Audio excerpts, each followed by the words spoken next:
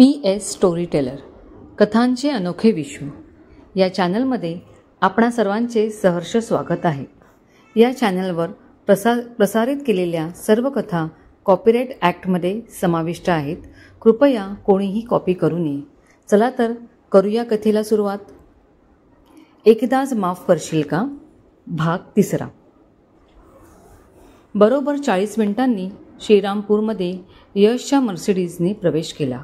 गाव अतिशय देखणे होते. देखणे यासाठी की गावातील घरे खूप सुबक पद्धतीने बांधली होती. प्रत्येकाने सौंदर्य कसे टिकून राहील याचा विचार करून सगळं केलं होतं. गावात एक मोठं हॉस्पिटल, 2 सरकारी छोटे दवाखाने, शाळा, कॉलेज होते. गावकऱ्यांनी निसर्ग संपदाही जपली होती. गावाच्या बाहेर घनदाट जंगल होते. 12माही वाहणारी नदी होती. गाव सधन. सानिया गाव बघून खूप खुश झाली. यश, किती सुरेख आहे रे गाव. मला खूप आवडलं. Thank you princess. आमचं गाव खरंच खूप छान आहे. अरे, तुझं घर कधी येणार पण? I am eagerly to waiting to see it. आता हा राईट घेतला की एक मोठा गेट लागेल. मग बघ तू घर काय. अच्छा, बघूया हां. यशला चिमटा काढत सानिया बोलली. अगं हळू, किती जोरात चिमटा काढतेस. यशने बोलत गाडी राईटला वळवली. एक मोठी कमान नजरेस पडली. त्या कमानीवर सोनेरी चमकत्या अक्षरात लिहिले होते, अवनी पॅलेस. यशने गेटमधून कार आत घेतली. 4 सिक्युरिटी गार्ड्स गेटवर होते. यशला बघता चौघांनी कडक सॅल्यूट केला. मधोमध एक सुबक नागमोडी रस्ता पुढे जात होता. त्याच्या दोन्ही बाजूला निरनिराळ्या फुलांची झाडे होती. सावलीची मोठी झाडे होती. ठिकठिकाणी बसण्यासाठी बैठक केली होती. ती एवढी मोठी बाग बघून सानियाचे डोळे विस्फारत होते. एके ठिकाणी 2 अति मोठ्या वृक्षांच्या फांद्या एकमेकांना चिकटल्या होत्या.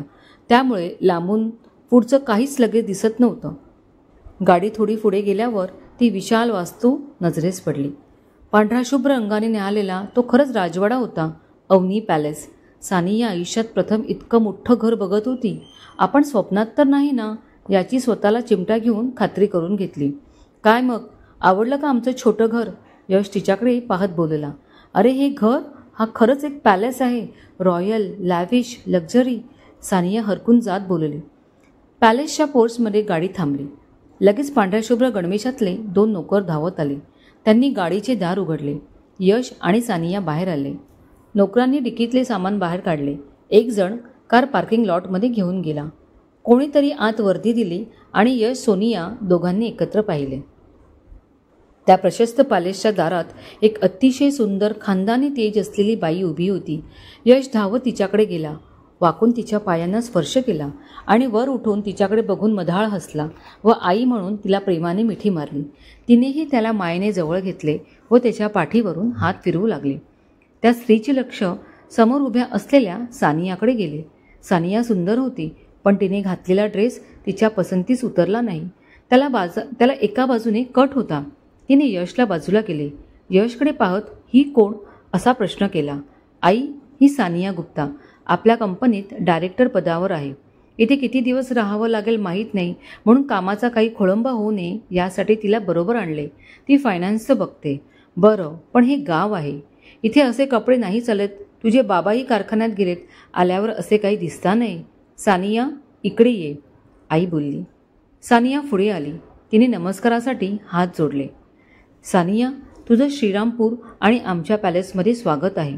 इथे तुझी उत्तम व्यवस्था होईल याची काळजी घेतली जाईल. आता प्रवासाहून आला आहात तर फ्रेश व्हा. जेवणाची तयारी केली जाईल. पण आतापासून ते इथे असेपर्यंत तू पंजाबी ड्रेस किंवा कुर्ताच घालावास, कारण असे कपडे पॅलेसमध्ये नाही चालणार, आईने स्पष्टच सांगितले. हो आंटी, माझ्याकडे पंजाबी कुर्ता आहेत, मी तेच वापरेन, सानिया म्हणाली. आईने एका मोलकरणीला हाक मारली. पहिल्या मजल्यावरची एक खोली सानियाला उघडून द्यायला सांगितली. तिचं सामान घेऊन ती बाई पुढे चालू लागली आणि सानिया तिच्या मागे निघाली. आईने यशकडे पाहायला आणि यशने आईकडे पाहायला. एकच गाठ पडली.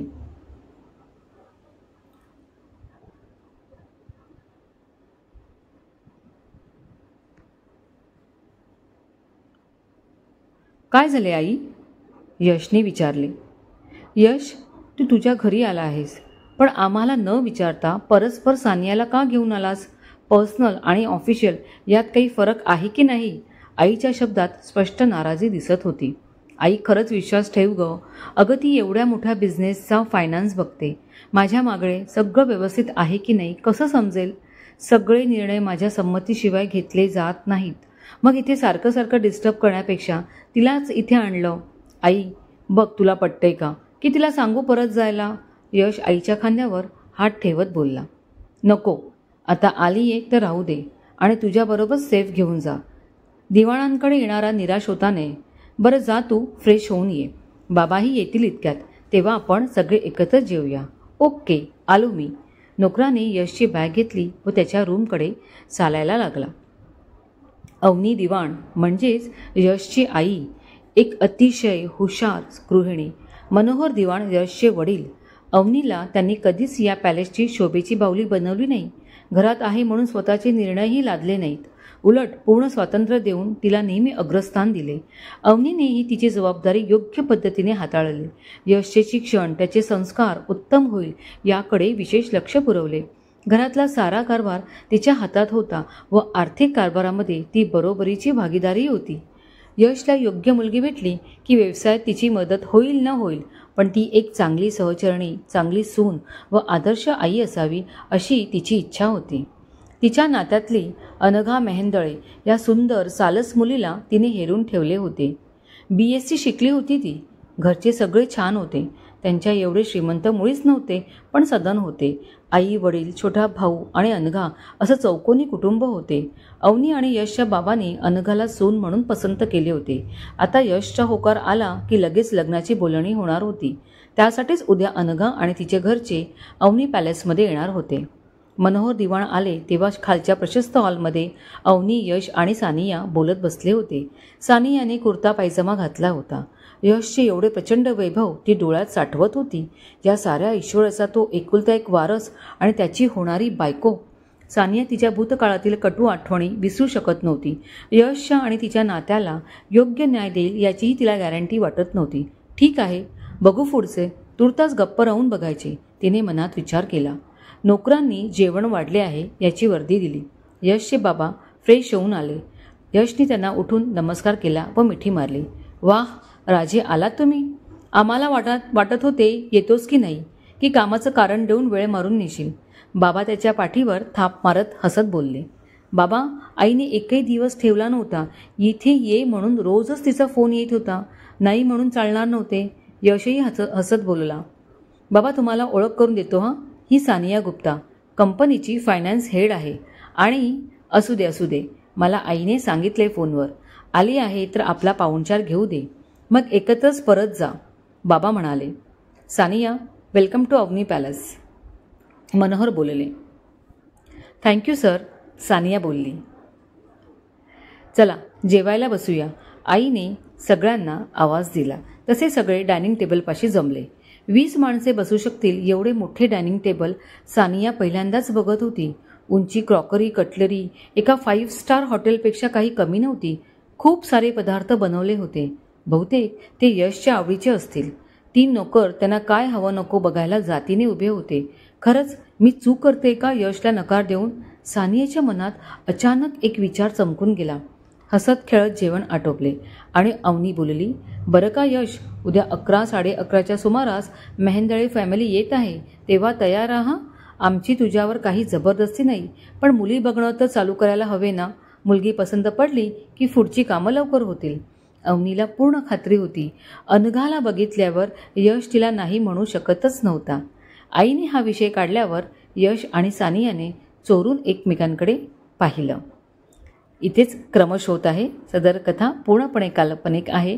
नक्की फॉलो करा. CR प्राची सोळे.